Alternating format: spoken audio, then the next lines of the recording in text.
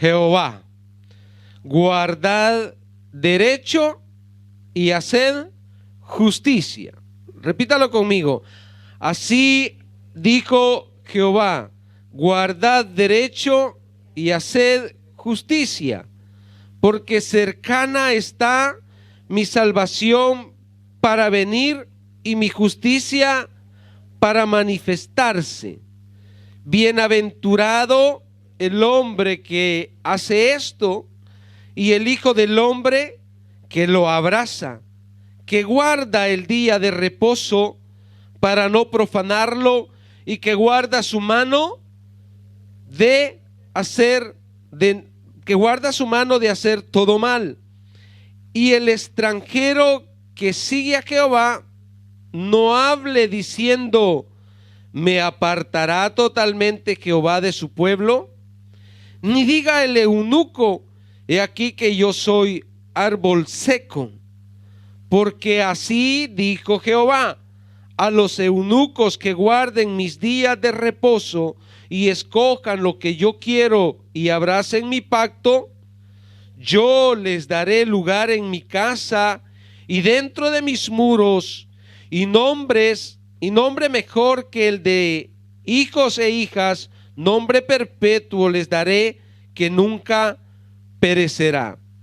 Y a los hijos de los extranjeros que sigan a Jehová para servirle, y que amen el nombre de Jehová para ser sus siervos, a todos los que guarden el día de reposo para no profanarlo y abracen mi pacto, yo les llevaré a mi santo monte y los recrearé en mi casa de oración. Sus holocaustos y sus sacrificios serán aceptos sobre mi altar, porque mi casa será llamada casa de oración para todos los pueblos. Dice Jehová el Señor, al que reúne a los dispersos de Israel, aún juntaré sobre él a sus congregados, todas las bestias del campo, todas las fieras del bosque, venid a devorar. Sus atalayas son ciegos, todos ellos ignorantes, todos ellos perros mudos, no pueden ladrar, soñolientos, echados, aman el dormir. Y esos perros comilones son insaciables, y los pastores mismos no saben entender. Todos ellos siguen sus propios caminos, cada uno busca su propio provecho, cada uno por su lado. Venid, dicen, tomemos vino, embriaguémonos de sidra, y será el día de mañana como este, o mucho más excelente. Wow. Tome asiento, mis hermanos. Un capítulo dividido en dos partes, que da una oportunidad al mundo entero, pero que también llama la atención al pueblo de Israel. ¿No es así? El título de la predicación de esta mañana le hemos titulado Con la mirada en Dios. Con la mirada en Dios. El hombre humilde, el hombre que reconoce de sus incapacidades, que reconoce sus debilidades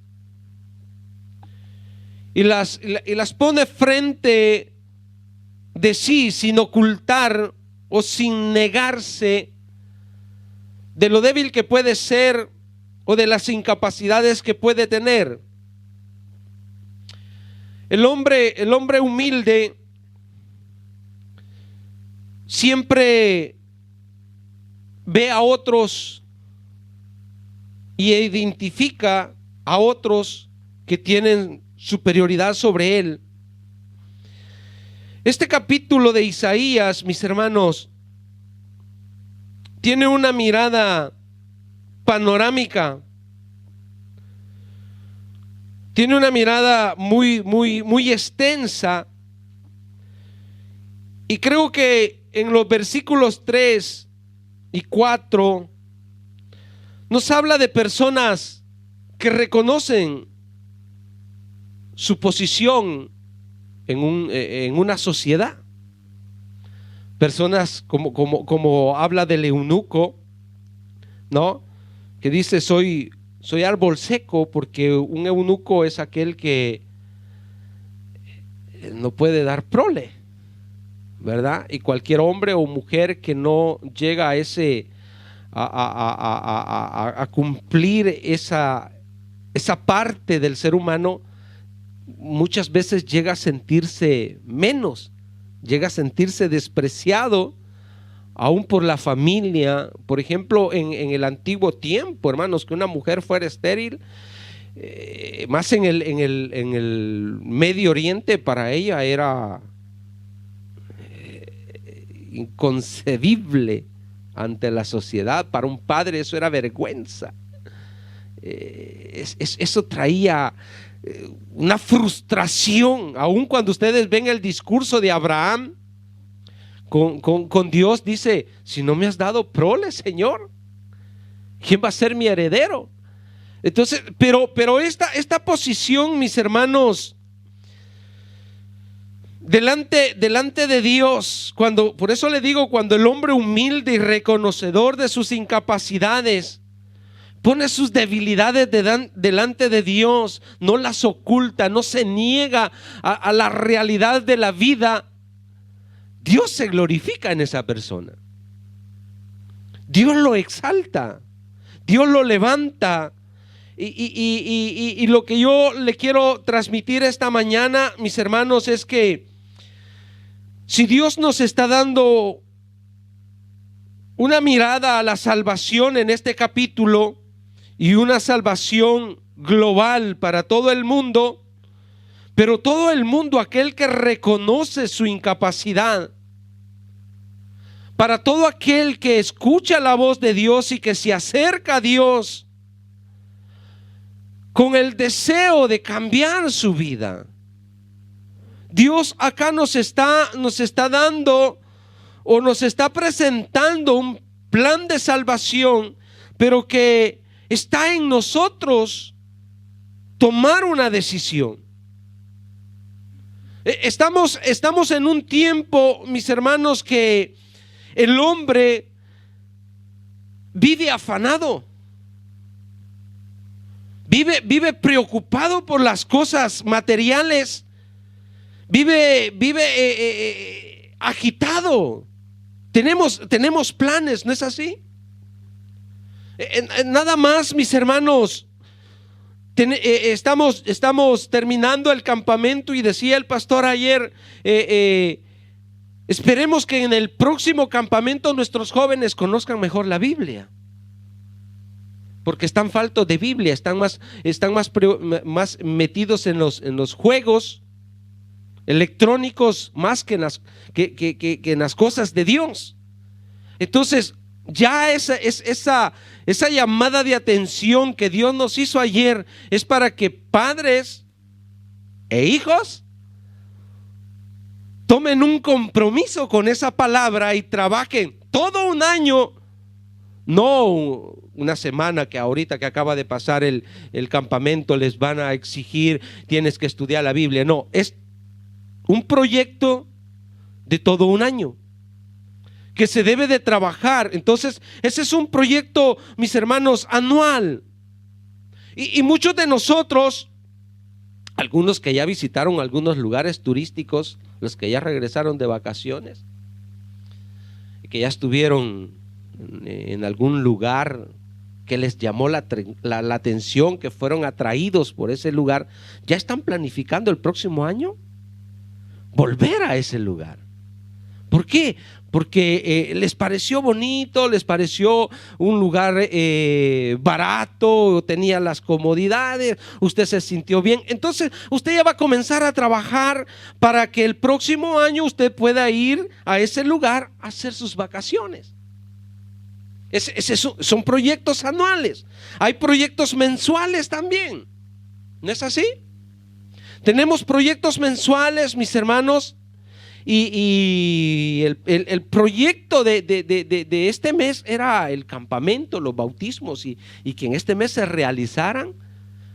Y gracias a Dios lo hemos logrado. Pero ya viene septiembre. ¿Cuáles son los proyectos de septiembre? Se inicia la escuela. Los padres comienzan también, mis hermanos, a preocuparse para que sus hijos vayan preparando el material para iniciar un año escolástico en lo secular. Y también internamente en nuestro ministerio comienza el IBEA. Y usted debe de ir ya pensando en ese proyecto que usted lo va a iniciar. Es un proyecto para todo el año, pero es importante que usted parta en septiembre. Porque mensualmente usted tiene que preocuparse por el estudio del IBEA, por el estudio secular y llevarlo a cabo todos los meses. Todos los meses usted debe de cumplir con ese proyecto anual, mensual, planes semanales. ¿Quiénes tienen planes semanales? ¿Hacemos planes semanales? ¿Usted ya se programó para esta semana qué es lo que va a hacer? ¿Ya tiene organizado lo de mañana, lo del martes, lo del miércoles, jueves, viernes? ¿Qué es lo que va a hacer? ¿Cuándo va a llamar por teléfono para prenotar su culto? O sea, todas estas cosas, mis hermanos, que nos organizamos en la vida secular, deben de ir también acompañados de una organización en la vida espiritual. Esto de organizar anualmente, mensualmente, semanalmente, tiene que ver también con lo que diariamente yo voy a ir desarrollando para que todo eso termine bien. Para que todo el proyecto que yo estoy haciendo de un año tenga un buen resultado. ¿A qué horas me voy a levantar?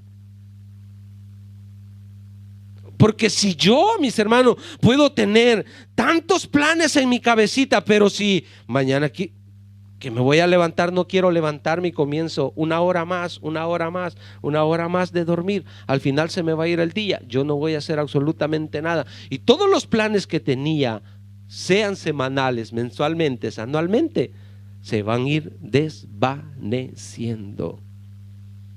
Se van a ir terminando solo en documentos en papel o en pensamientos que a las finales no tuvieron ningún resultado. Queremos tener resultados en los planes seculares. Debemos de preocuparnos. Debemos de trabajar en eso. ¿Por qué lo llevo sobre esto, mis hermanos? Porque fíjese de que a pesar de todo esto, de todo lo que analizamos, lo hemos llevado solo por un año, pero esto tendrá un resultado en toda nuestra vida. En nuestros países, bueno, le hablo del Salvador, no sé si los demás países sudamericanos son igual, pero en mi país ha habido un problema de lo que es la pensión.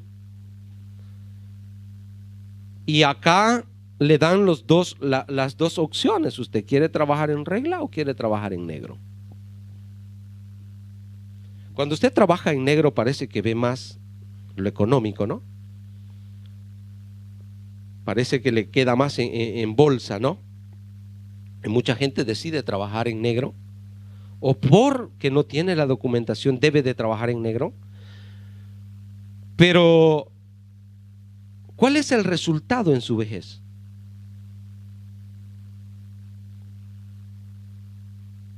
¿Qué está guardando? O sea, tiene que ser una persona muy organizada para decir, bueno, voy a trabajar en negro y me voy a hacer yo mi pensión, que cuando yo esté anciano, pues de ahí voy a ir sacando. Pero hermanos, nosotros los latinos, Si apenas nos dieron el billete de a 500, se nos salen los ojos y saben, rápidamente shopping. A una buena cena. O sea, es muy difícil para nosotros poder ahorrar. Estas cosas, mis hermanos, fíjese de que esta semana me llevó a reflexionar esto, porque viajábamos con mi esposa muy temprano, 5:30 de la mañana, y nos encontramos un anciano por la calle, desorientado,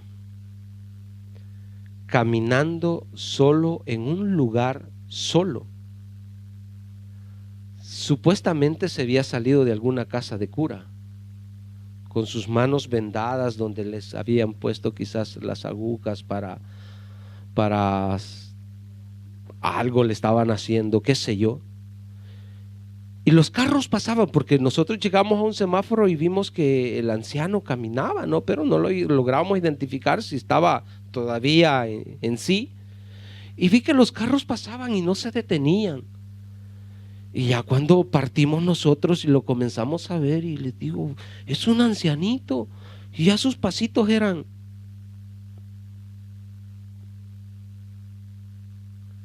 Entonces dimos vuelta, le digo, ¿necesita ayuda? Y me dice, sí, estoy yendo para un pueblito, pero estaba yendo todo a lo contrario. Para allá va, sí. ¿A qué parte? Y ya me dijo para dónde iba, y le digo, ¿lo llevo yo? Yo dije, este señor me va a comenzar a cuestionar, porque yo ya había dado la vuelta, lo hice que pasara para el otro lado para agarrar a lo contrario donde él estaba yendo, pero no me dijo nada. Lo llevamos a ese lugar y dice a buscar en su bolsita y no encuentra las llaves, y quería abrir un negocio. Ay, Dios mío, y agarré el teléfono y llamé a la policía y le dije, mire, nosotros hemos encontrado a esta persona acá. Pero a lo que le quiero llevar es a esto. ¿Qué fue de su vida en su juventud? ¿Su relación con sus hijos? Porque acá en este país los hijos se deshacen de los padres y los van a abandonar. Y la gente que los toma, no los toma por amor. O sea, el amor que se puede construir en la familia, un padre que ama a sus hijos, que los aconseja, los lleva por buen camino, esos hijos cuando estén grandes, adultos, van a razonar y van a decir, no, yo mi viejito no lo voy a meter allá me lo van a maltratar, lo tengo yo. Y a usted no se le va a escapar a los hijos, usted no se le va a escapar de casa. Pero si usted no lleva una buena relación ahora con sus hijos, usted va a tener un resultado como ese señor, abandonado en una casa de cura. ¿Que quién lo cuida? Nadie. Lo hacen solo por. Ahora, si nosotros dejamos lo que es esta vida secular en lo espiritual, ¿cómo estamos construyendo? ¿Dónde está nuestra mirada, mis hermanos? ¿Qué es cuál es nuestra perspectiva hacia la vida eterna? Si vamos a vivir un día a la vez, pero un día a la vez, vamos a ir poniendo un granito de arena para poder alcanzar un día estar en la presencia del Señor. Dios nos está diciendo que nos da la oportunidad. Bienaventurado el hombre que hace esto, que pone la mirada, que guarda derecho y hace justicia. O sea, Dios nos ha dado la salvación. Dios nos ha puesto eso en nuestras manos. Pero ¿cómo vamos a caminar en esta vida de peregrinación hasta que Él venga? Es nuestro compromiso. Así como es nuestro compromiso hacer planes anuales, mensuales, semanal y diariamente para poder tener un resultado, lo mismo en lo espiritual que hacemos diariamente para construir una buena relación con Dios. Porque si no, cuando Él venga, yo me quedo. Esas son las recomendaciones de parte del Señor para ahora. Mirad y guardad y haced. Mirad o guardad y haced justicia. O sea, tenemos que discernir los tiempos que estamos viviendo. Los tiempos que estamos viviendo, mis hermanos, es que Cristo viene pronto por su iglesia. Su venida se acerca. Y no podemos pasar de largo, mis hermanos, estos tiempos. Debemos de preocuparnos por una íntima relación con Dios. Pero mira cómo está la iglesia. ¿A qué le estamos dando prioridad en estos tiempos? Le estamos dando prioridad a las cosas seculares. A como vive el mundo, yo también lo quiero vivir. Y como decía nuestro pastor ayer, no está mal el descanso, absolutamente no. En el discipulado se enseñan las 5 esferas en las cuales el cristiano tiene que moverse. Pero cuidado con el tiempo para Dios.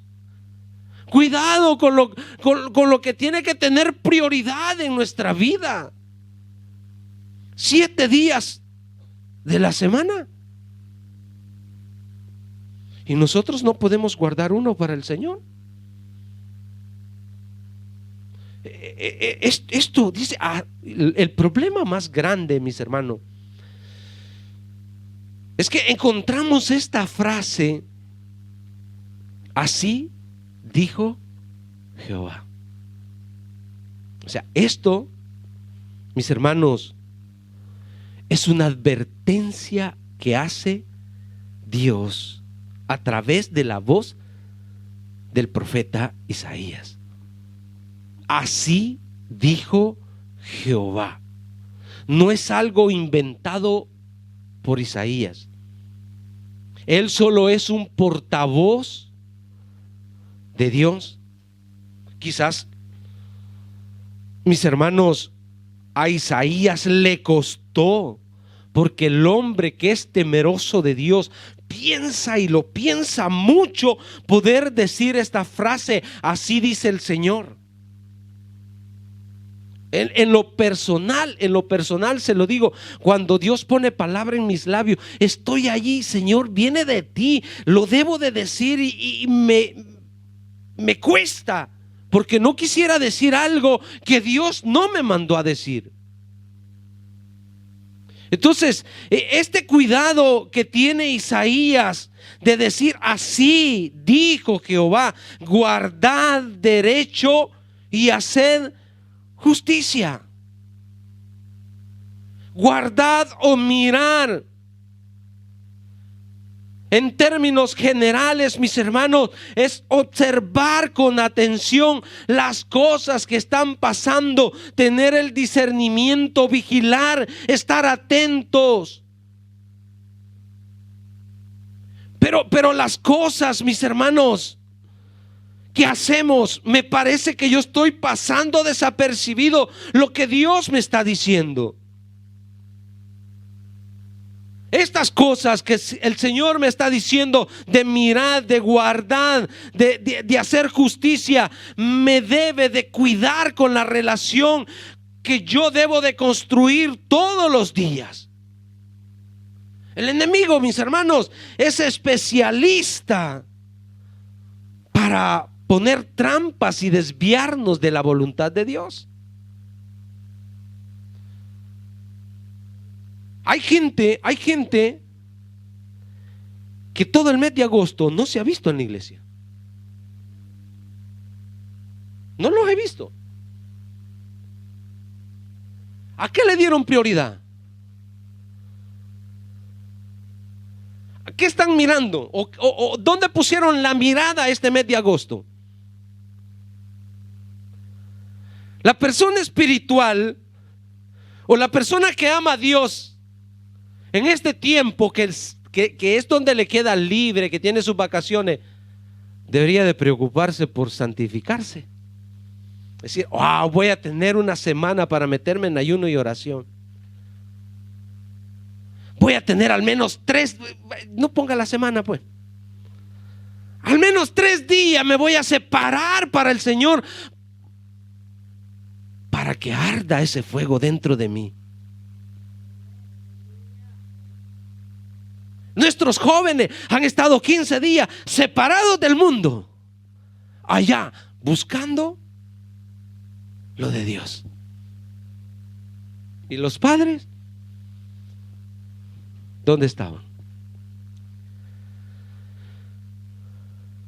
Es tremendo esto, hermano. Es tremendo la llamada de atención que Dios nos está haciendo. Porque mucha gente dice, no, pastor, pero es que yo me fui a trabajar, mi jefe me dijeron que tenía que ir a trabajar. Entonces pusiste la mirada en lo material. No te fuiste de vacación, pero la pusiste en lo material. Has descuidado mínimo 4 domingos de no venir a la casa del Señor. El domingo pasado hablábamos de no caer en esas costumbres religiosas. No estamos hablando de cuidar el domingo. Los 7 días de la semana son santificados para alabar y glorificar a Dios. Pero no viene ni el jueves. ¿A dónde quedamos? Pero si no se cuida ni para un día hacer ayuno, ¿dónde quedamos? O sea, este es el problema más grande. ¿Dónde hemos puesto nuestra mirada?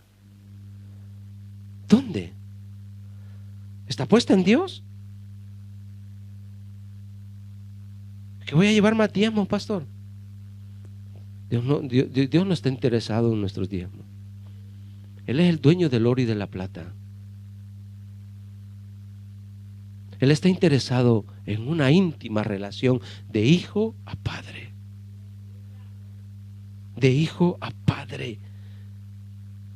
Es porque dice, mirad y haced justicia.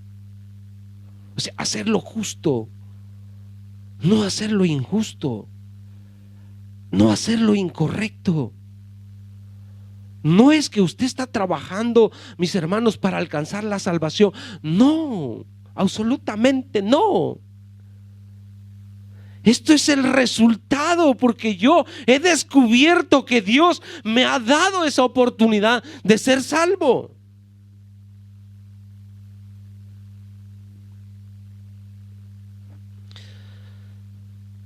El versículo 2 dice, bienaventurado el hombre que hace esto y el hijo de hombre que lo abraza, que lo toma, que le dé importancia. Bienaventurado, doblemente bendecido, y el hijo del hombre que lo abraza, que guarda el día de reposo. ¿Qué está haciendo el que está en la playa ahorita?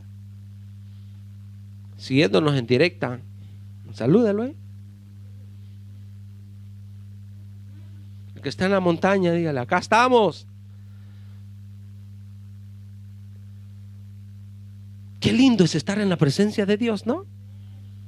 No quisiéramos, yo digo, ay, qué lindo que pudiéramos estar acá. Pero es importante también, mis hermanos, que Dios nos hable. Que Dios nos hable, porque necesitamos estar atentos a lo que está por venir. Lo que está por venir, mis hermanos, son momentos. ¿Cómo está el mundo? Terremotos, guerras. El ambiente por partes se está quemando y por partes se está inundando. Aún en el mismo país, una parte se está quemando y la otra se está inundando. Pestes, no lo digamos. Y nosotros todavía tenemos la mirada.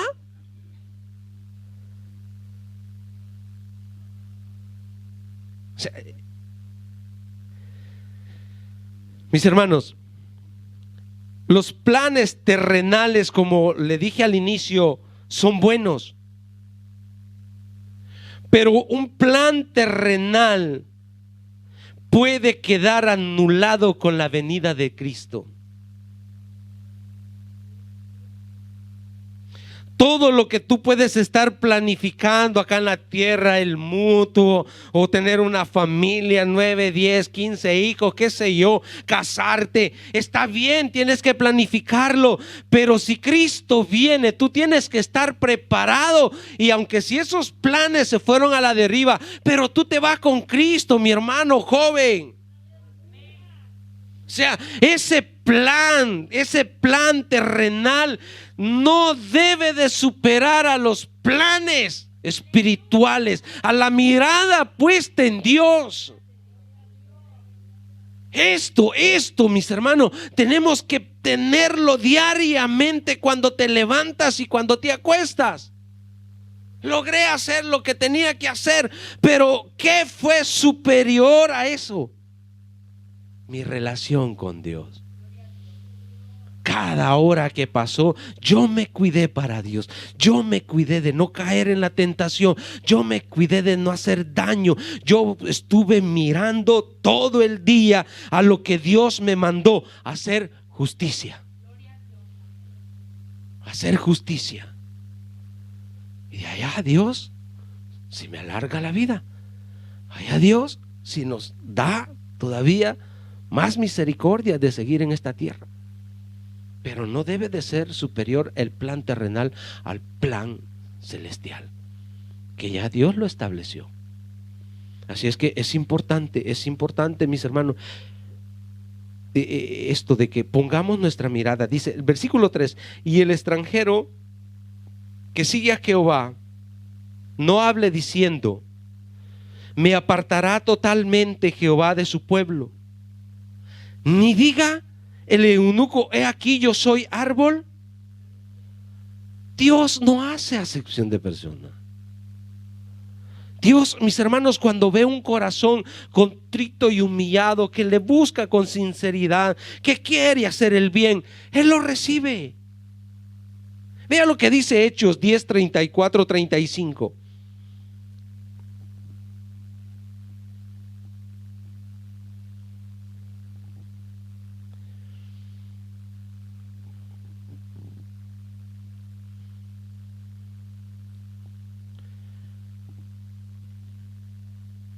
Hechos 10,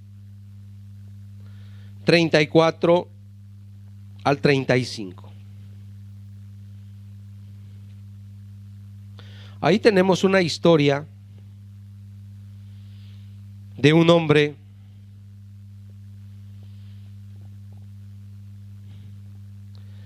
que se llamaba Cornelio, que dice: entonces Pedro, abriendo la boca, dijo: en verdad comprendo que Dios no hace acepción de personas.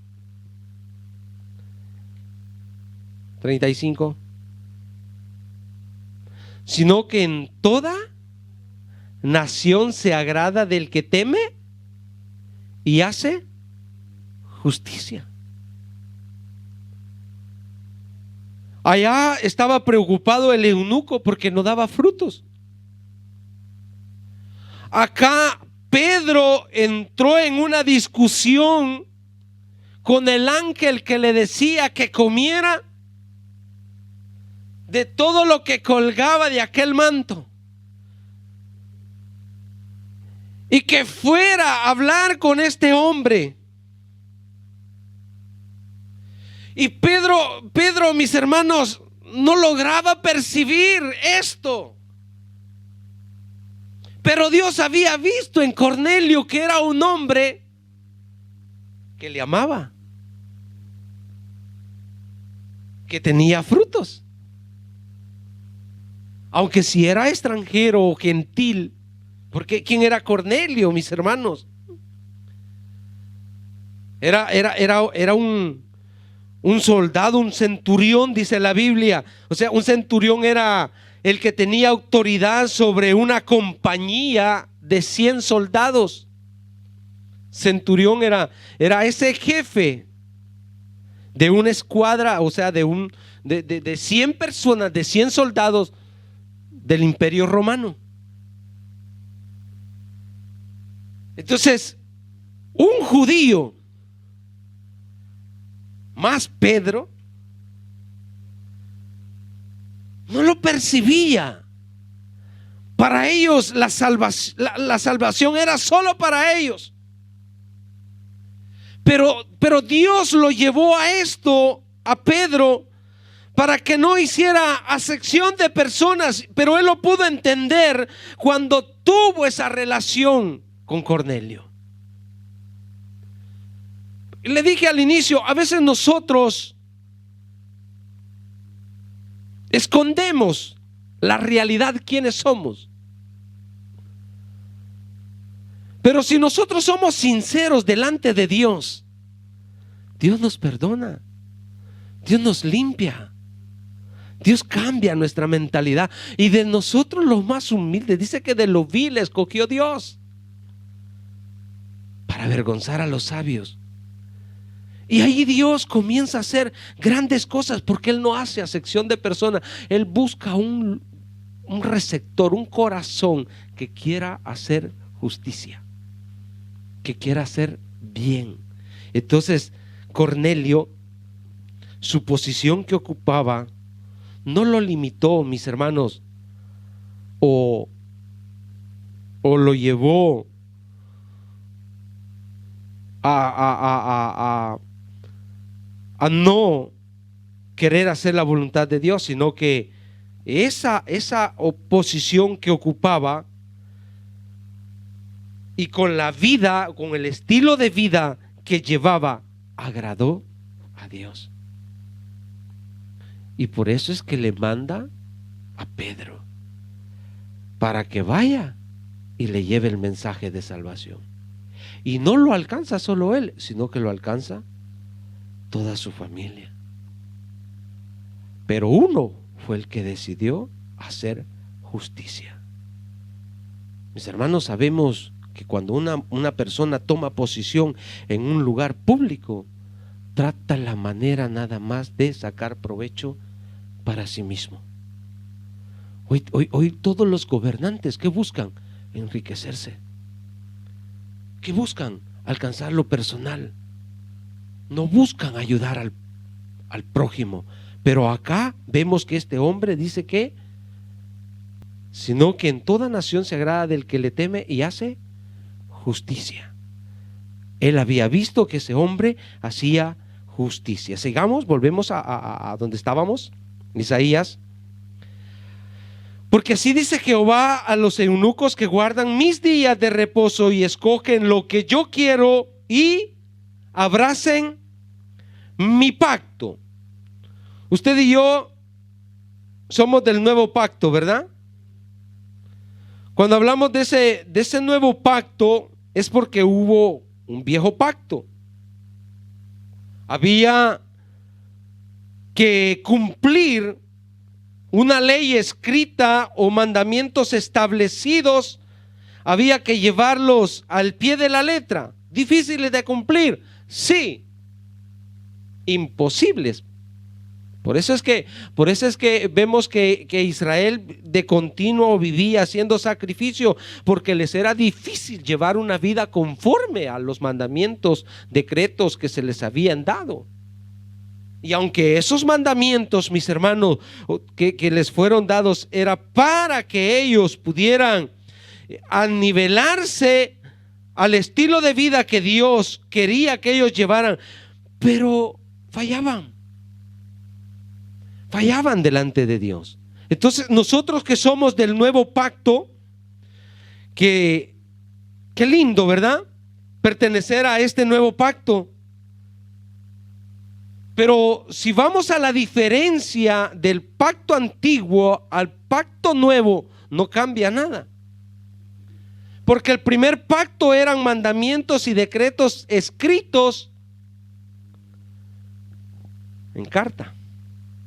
Ahora en nosotros los mandamientos y preceptos escritos están acá en el corazón. Hoy no te sigue uno de la ley para acusarte. Hoy el Espíritu Santo te redarguye cuando haces lo malo. Y no le puedes contradecir al Espíritu Santo. No le puedes decir, no, no es cierto. No, ¿cómo le vas a mentir al Espíritu Santo? A veces tomamos, mis hermanos, este nuevo pacto de la gracia de Dios a través del Señor Jesucristo y decimos, pero estamos en el tiempo de la gracia.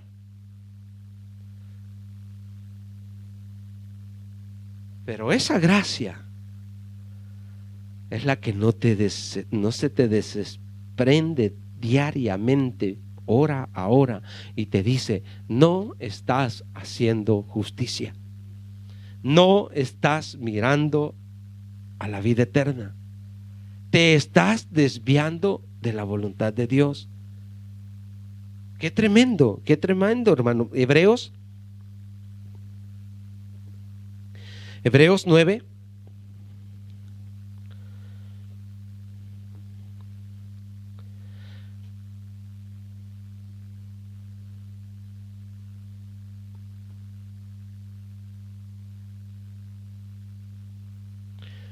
(14 y 15).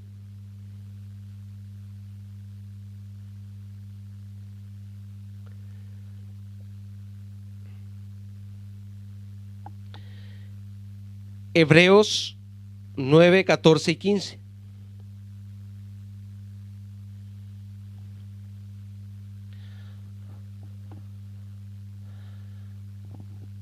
A través de nuestro Señor Jesucristo, hoy nosotros estamos en este nuevo pacto, ¿no? Dice, pero vea que dice, cuánto más la sangre de Cristo, el cual mediante el Espíritu eterno se ofreció a sí mismo sin mancha a Dios, limpiará vuestras conciencias de obras muertas para que sirváis al Dios vivo.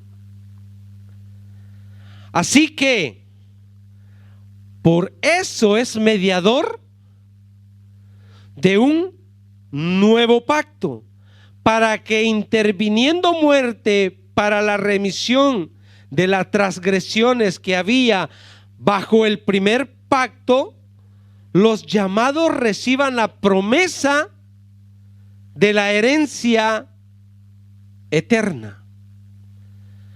A través de nuestro Señor Jesucristo, que derramó, recuérdese que antes el pueblo de Israel debía de estar ofreciendo sacrificios de continuo para perdón de pecados. En Cristo Jesús Él murió una sola vez para darnos salvación y limpiarnos de todo pecado. Somos de ese nuevo pacto, ok, todo está bien, pero entrar en ese pacto, porque el pacto, ¿qué es un pacto? Un acuerdo, un compromiso de dos partes. Jesús hizo su parte, nos abre la puerta del cielo, pero está la otra parte, la nuestra, la que nosotros tenemos que cumplir. Tenemos que aceptar lo que el Señor me diga, porque llega a un acuerdo. O sea, pacto es acuerdo entre dos partes. Entonces Él me dice cuáles son las condiciones, qué es lo que yo tengo que hacer. En el caso de ayer, los hermanos que se bautizaron habían aceptado a Jesucristo como su único y verdadero Salvador. Ahora lo tenían que confesar públicamente que Cristo es su Salvador, y debían de cumplir la otra parte, que es el bautismo. Por tanto, id y haced discípulos, bautizándolos. Es un mandamiento del Señor Jesucristo. Entonces ahí nos vamos apegando a lo que tenemos que hacer usted y yo para cumplir nuestra parte. Es que lindo, salvo siempre salvo, ¿verdad? Entonces no es un pacto. Fuese una gracia derramada y que todo aquel ser humano tendría el acceso a la gracia de Dios. Pero por eso hay dos partes, porque yo debo de cumplir mi parte también. Hebreos 10, 26, 29. ¿Dónde está nuestra mirada?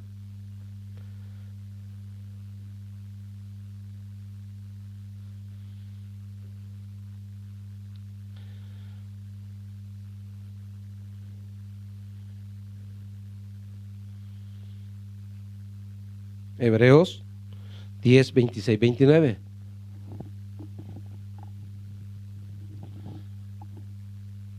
Porque si pecaremos voluntariamente, después de haber recibido el conocimiento de la verdad, ya no queda más sacrificio por los pecados. Dios nos abre los ojos, mis hermanos. Dios te abre el camino hacia la vida eterna. Te hace ver la posición que tenías. Pero de ahí en adelante debemos vivir vidas consagradas para Dios, si queremos llegar a la vida eterna. Porque si pecáramos voluntariamente después de haber recibido el conocimiento de la verdad, ya no queda más sacrificio por los pecados. 27. Sino una horrenda expectación de juicio y de hervor de fuego que ha de devorar a los adversarios. El que viola la ley de Moisés, la escrita, la del pacto viejo, por el testimonio de 2 o de 3 testigos muere, paz. ¿Cuánto mayor castigo pensáis que merecerá el que pisoteare al Hijo de Dios y tuviere por inmunda la sangre del pacto en el cual fue santificado e hiciere afrenta? ¿A quién? Al Espíritu de gracia que Dios ha puesto en cada uno de nosotros. Esto trae el nuevo pacto, mis hermanos. Que el Espíritu de gracia que Dios ha derramado en nosotros es el que nos confronta y dice: tú estás violando el pacto con tu Salvador. ¿Cómo voy a vivir yo entonces diariamente?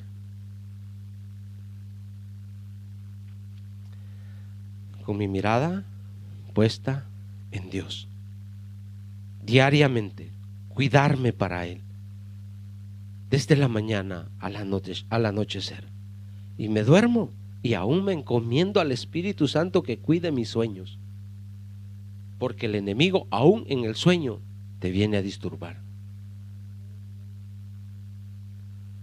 Aún en el sueño el enemigo te ataca.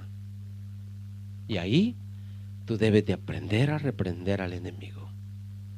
Uy, hermanos, cuando yo llegué al discipulado y comencé a entender el mundo espiritual, cómo vienen estas opresiones malignas, entonces yo entendí que no eran pesadillas ni que otra cosa, sino que espíritus inmundos que se mueven en la oscuridad. Y yo le dije a mi esposa: no, desde mi niñez he vivido con esto, opresiones malignas que me quieren Y yo sentí, hermano, que me agarraban de las manos, de los pies. Quería gritar, quería moverme y no podía. Y decía, esta pesadilla, qué pesadilla, demonios que se mueven en la oscuridad. Y entonces en esa clase, cuando llegó a mi vida, me abrió otro panorama y le dije, hoy quiero que vengas. Y llegó. Le puse cita y llegó. Y le dije, la sangre del Cordero me ha lavado, me ha limpiado y me ha hecho libre. Y tú te vas de acá. Y de ahí, hermano, ese enemigo sale huyendo cada vez que intenta, porque lo intenta. Pero el poder y el pacto que tenemos ahora con Dios nos hace libres. Libres. Si usted tiene esos íncubos que se dicen en la noche, repréndalos en el nombre de Jesús, porque usted pertenece a ese nuevo pacto y el Espíritu de gracia está sobre usted. Y cada día viva para Dios y usted va a poder ver cómo Dios hace su parte también. Así es que, mis hermanos, vivamos en este nuevo pacto. No es fácil, pero con Cristo somos más que vencedores. Hebreos 12, 1, 7.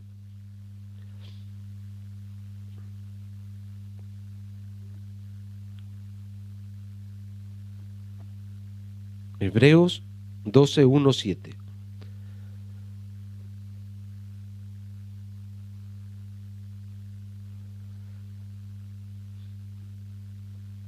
Por tanto, dice, nosotros también, teniendo en derredor nuestra tan grande nube de testigos, despojémonos de todo peso y del pecado que diariamente, mis hermanos, diariamente. Por eso le digo, o sea, tenemos las perspectivas puestas a la vida eterna. Diariamente tenemos que trabajar en esto y despojarnos de todo lo que el enemigo trae diariamente. Pecados, pensamientos, dardos que llegan a tu vida, tú los debes desechar. Dice, despojémonos de todo peso y del pecado que nos asedia y corramos con paciencia la carrera que tenemos por delante. Un paso a la vez. Y nosotros con mi esposa decíamos, cuando regresábamos, que dejamos a ese anciano con la policía, y le decimos, pero ¿de dónde se escapó este anciano? Y por esa calle descubrimos una casa de cura. No sabemos si de ahí se había escapado, pero por ahí está una casa de cura. Pero cuando nosotros lo vimos caminar, ¿más sabe cuánto había caminado ese viejito? En ese pasito así. Mínimo se había hecho sus 2 kilómetros. ¿Desde a qué hora? No me lo pregunte, porque no lo sé. Pero con paciencia, él iba caminando. Según su mentalidad, iba en el camino correcto, mas se iba alejando. Yo creo que si no lo hubiéramos detenido, hubiera llegado acá a la iglesia. Ahí dice que vayamos despacio. Vuelve donde estábamos, al uno. Dice, y corramos con paciencia la carrera que tenemos por delante. No sabemos cuándo el Señor vendrá. Sabemos que su venida está cerca. De repente te va a decir, vámonos, y te va a levantar. Te agarró a mitad del camino, o ya estaba cerca de la muerte, no lo sabemos. Puede ser que estaba lleno de vida. Pero si cuando se llegó la hora de que Él venga, debemos de estar preparados en el camino hacia la vida eterna. 2, puesto los ojos en Jesús, el autor y consumador de la fe, el cual por el gozo puesto delante de él sufrió la cruz, menospreciando el oprobio. O sea, usted sabe la humillación que tuvo Jesús para darnos esa salvación. Usted sabe con cuánto desprecio lo vieron los judíos ya morir en una cruz. Era un símbolo de muerte, de maldición. Por eso dice que se hizo maldito por nosotros. ¿Y cómo es que usted, vámonos a lo secular, usted que es bien sentimentalista, bien emocionalista, cuando sus hijos no valoran su trabajo, ¿qué quisiera?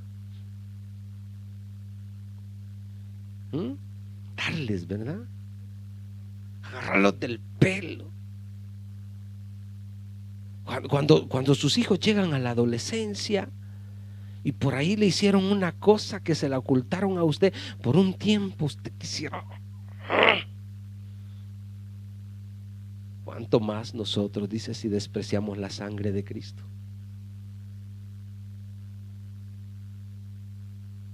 Por eso es que debemos de poner nuestra mirada en Él y saber que todo lo que Él sufrió, no lo sufrió por Él, lo sufrió por nosotros. Y que nosotros vivamos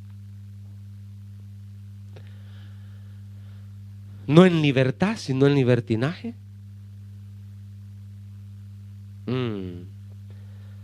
Y se sentó a la diestra del trono de Dios. Y desde allá nos está viendo. Considerad aquel que sufrió tal contradicción de pecadores contra sí mismo, para que vuestro ánimo no se canse.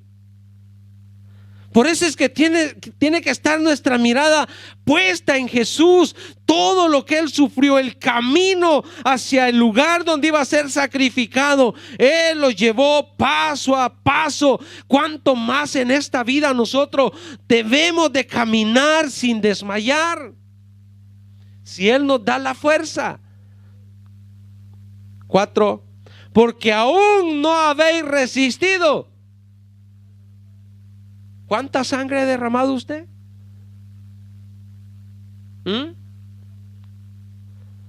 ¿Cuánto ha combatido usted contra el pecado? ¿Cuántas veces, mis hermanos, ha sentido ese sufrimiento interno porque ha pecado y se ha doblegado ahí hasta que derrama su alma y le dice: Señor, pequé, como lo hizo David?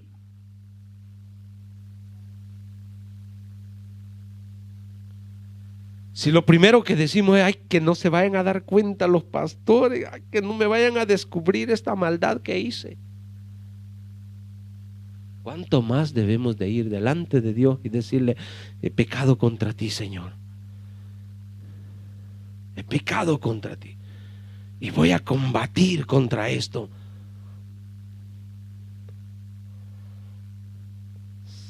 Y habéis ya olvidado la exhortación que como a hijo se os dirige, diciendo: hijo mío, no menosprecies la disciplina del Señor, ni desmayes.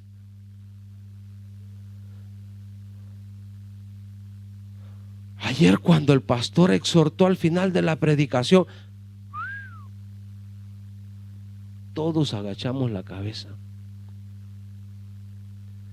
No nos gusta.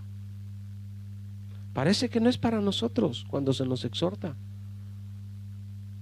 A nadie le agrada, a ningún ser humano. Pero debe de estar la exhortación: ni desmayes cuando eres reprendido por Él. Mucha gente ha desmayado, se ha ido de las iglesias, no quiere saber más, porque el pastor, ¿qué pastor, mis hermanos? Acá es Dios quien nos habla. Usted viene para que Dios le hable, pues a alguien Dios va a usar. Puede usar al que dirige, puede usar al que canta, puede usarme a mí, puede usar al que se encontró en la escala. A alguien Dios va a utilizar para hablarle cuando usted viene a la casa del Señor. Y si es de exhortación, recíbala. Recíbala. Porque el Señor al que ama, disciplina y azota. Usted dice que no le puede dar el Señor. ¿Y cómo cree que llegué yo a los caminos del Señor? No llegué con la disciplina, llegué con el azote, llegué ya con los golpes. Él me hizo ver, mis hermanos, me hizo ver de las cosas que me estaba salvando. Y me acerqué al precipicio y vi 30 metros para abajo. Y yo dije, si me hubiera ido con todo y el camión para allá. Pero me estaba disciplinando. Y si como no hacía caso, entonces comenzó a azotarme. ¿Pero por qué? Porque me ama. Y si hoy decido hacer lo malo, me va a azotar. ¿Cuánto más? Por conocer la palabra.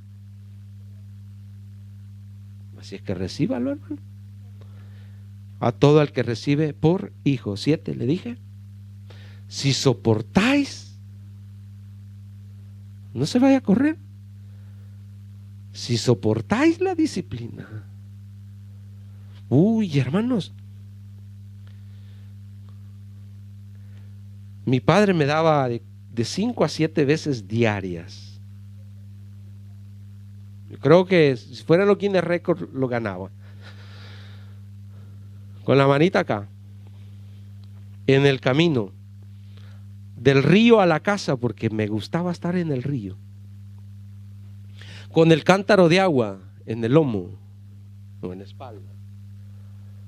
Y él me esperaba al pie de la salida de la cuesta. Yo ya sabía, pero aún con ese cántaro de agua, yo corría más duro que él. 4 me caían bien puestos, los demás solo eran la puntita ya.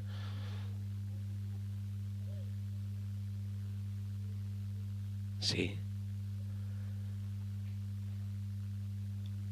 Pero él me decía que quería hacer de un hijo obediente, que no creciera torcido. Y sabe, tuve tantas cosas que crecieron en mi corazón de maldad, porque el hombre sin Dios es así. Pero cuando llegué a los caminos del Señor, entendí que esa disciplina, aunque sí fue muy dura, me ayudó. Me ayudó. Dios nos disciplina porque nos ama. Y Él no te maltrata, Él te disciplina. Te da tus golpes porque quiere que enderezcas tus caminos, que pongas la mirada en Él, porque Él quiere tenerte allá. Él quiere que estemos con Él. Somos la coronación de la creación que Él hizo, a imagen y semejanza de Él. Por eso quiere salvarnos. Por eso es que Él se preocupa por nosotros. Ese es el gran amor que Dios tiene para con nosotros, que envió a su Hijo a morir en la cruz del Calvario para darnos tal salvación, y que nosotros no pongamos la mirada en Él. Un día se va a cerrar la puerta. Un día se va a cerrar la puerta. Volvemos a Isaías, y acá voy terminando ya.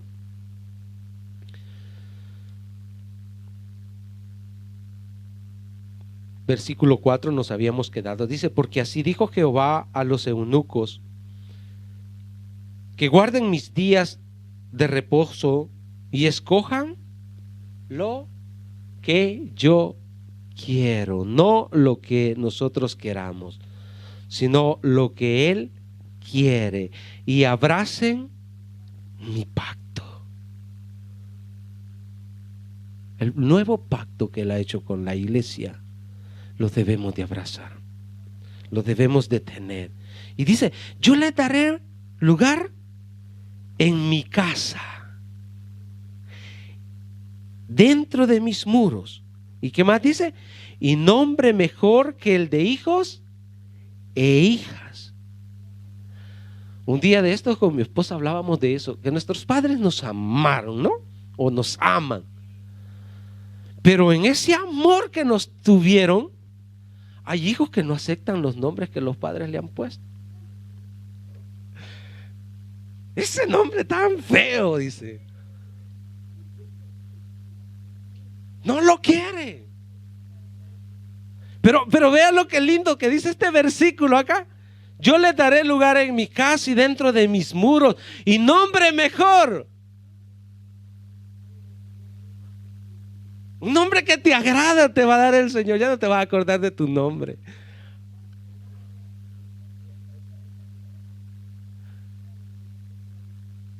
Yo tenía 2 nombres. Bueno, son mis 2 nombres. Nelson Giovanni. Y yo prefería el Giovanni y ese me quité. Y estando en este país me doy cuenta que era mejor Giovanni.